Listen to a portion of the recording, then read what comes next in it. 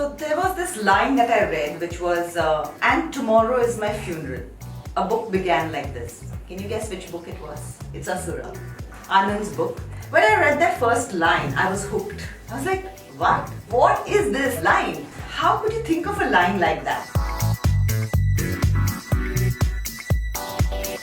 You got us from the first line. So what is it, that first line that hooks you? How important is that first line? It is funny. Tomorrow is my funeral. First line I wrote. Then I changed it many hundred times. I don't know how many. And came back to tomorrow is my funeral. It's a struggle to kind of It's a struggle because that is, it has to define what the story is all about. But you didn't feel that when you write tomorrow is my funeral, did you think that, oh my God, you It know has what to- it tells you what the ending of that character is already.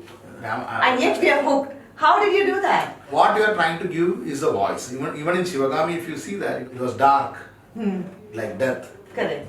And she liked it. It defines the character. Yeah. Not only the first line, first two lines you will take. Correct, yeah, but it's like a long Tomorrow is my funeral. I do not know whether they will bury me like a mangy dog. So what? Or they will give a burial befitting a king. Correct. When you write like that, you are already hooked because the character has a voice. The first line will have to define the character and the character voice. The book has voice because book has to be visual and book has to be oral also.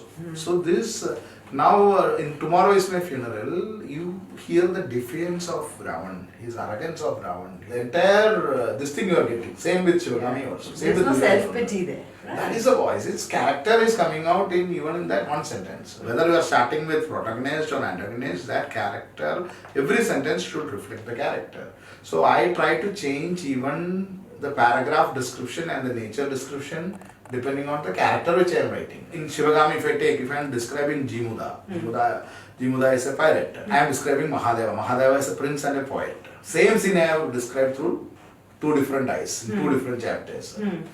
Now when the pirate is seeing, he is seeing all about what he can grab from that. Like he sees villages and he thinks how much money, how many people he can enslave, how much money is there in that. And when Mahadeva sees this, same village or same river he sees it, he feels how beautiful it is, how good the life of these people would be, how nice it would be to be a simple peasant instead of a prince. Same scene description in different voices. In different voices. So in the opening also, this voice has to reflect. The voice has to reflect the character and what tone the novel is going to take. Correct. So unless you get it right, you will have to keep on rewriting it until you get it right. So when did you actually say that? Were you really happy with that first line eventually, or were you still in two ways, but okay, now it's getting printed? You have to somewhere draw the line. I will never be happy. You get a lot of bliss from it, but it's not a happiness and bliss is two different things. Happiness is a momentary thing what you get. Whatever you write, you feel what nonsense I have written. Again, I have to rewrite. You also feel that? Everybody feels that. If you are not feeling it, then there is something wrong with you. You are not a writer. So what is your average of discarding the first line? Many I have discarded. Tomorrow is my funeral is the only thing which came back again. But most of the first lines, maybe the 70 rewrite, 100 rewrite, I have list various way I have tried to plot, write not the first line itself, first paragraph. So are you saying that while you write and as the character changes or as it grows, You will have to come and rewrite it. sometimes Once it takes its own life, then you revisit it. you will have to revisit each chapter. That is what that we will discuss in the editing side. Every time, so the first paragraph itself changes depending on that character. And not only the first paragraph of the novel, first paragraph of every chapter is important. And the last lines of the chapter also is important. Your characters, and I refer to your novels, not to just the ones that, any short stories or anything. You've taken immensely popular characters, which are, which we have all grown up with. And then you've given them a new voice. That's what I would say when I now listen to you. That's what you've done. You've given them a new voice. So how did you do that? I mean, where's the balancing act?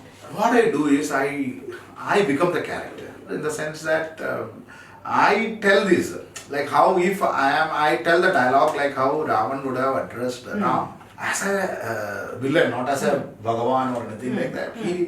He will, if Ravan doesn't see Ram as his enemy, there is no story. Similarly, when I am writing about Ram, I will do it from the other. I will try to become that character. Correct. Many a times I will be the same character for many days. Not that physically I will do, I will And he get some writes Sita. about Ravan, Duryodhan. Okay. But the character, once you become character, I edit out a lot. So I write, I go in full blast. I do a lot of hard work. Most of the story has been told by, at least in my mind. I record it sometimes, whatever I say. In my mind, each character has told the story. Okay. Through their viewpoint. Then I take out what I want and edit it So out. you would say it's better to have more of it and then take it out rather Yeah, than because have it gives a rounded perspective. Now that I have done. and then if you feel you're repeating it too much, that goes into your editing part. Editing part. But right now, to have them hooked on, have them giving it a voice. First chapter, I am talking about Ravan. So his entire arrogance, defiance, everything has to come down. He has fallen on, he's in his deathbed and his sarcasm, that is my sarcasm coming out. Sarcasm, everything, it comes out that what will happen tomorrow, I lived, this is, my life is like this. They say I was a great ruler and this is how I am lying now. Fox is eating me, and all those things. So once you bring that voice to it, that first chapter belongs to him. Then once you go to Bhadra, then you have become that. So I wrote first Ravana's this thing first, then Bhadra's later, because Ravana's in that same characterization I went away. Then with Bhadra's, then I viewed. So there is the same story. Wherever Ravan is saying Ravan, I have even written where Bhadra is seeing Ravan fallen down. That chapter also is there with me, which I have not published. Correct, because you don't want to repeat it, but you Repeat can the always same pick thing. up those things. But once I write the same chapter from 3 or 4 persons' perspective, how it helps me is that when they tell the dialogue, no, this will come out very naturally. Now, It's a lot of work. a lot of work. I don't know who said it is easy. No, you didn't say that at all, but yeah, amazing. So each character comes out like that. Because I think I've asked you this before, so it always fascinates me that you pick out these characters. You've never had problem with the hurting religious sentiments. That is because I use the same method. You see Ajaya, Roll of the Dice and Rise of Kali. In both of them, I am going by Duryodhan's perspective. But whenever Krishna comes, Krishna's perspective comes there.